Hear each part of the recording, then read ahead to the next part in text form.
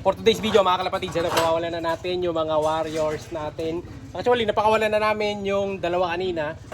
Tapos dalawa ulit. Taiwan yung isa. So ito yung Taiwan bird natin. Ito pakita ko sa inyo yung Taiwan bird na tuturuan natin mga kalapatids. Ayan, tinanggalan muna natin ng clip ring. Clip ring. So ito yung ibon natin. Ayan o. So anak to nung Taiwan ako. Lumipad na tayo dalawa. Bumatsi na. Walis na. Ayun yung isa. Dumapo sa baba. Ayan, okay lang yan. Bahala ka dyan. Basta nandito ka lang sa teritoryo natin. Ayan.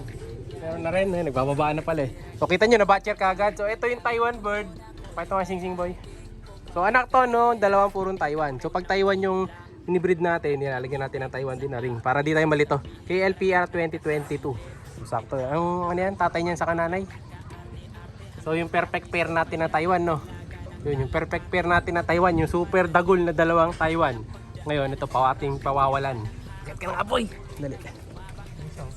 Saan? Ano yan? Sa atin yan? Kala ko dagit.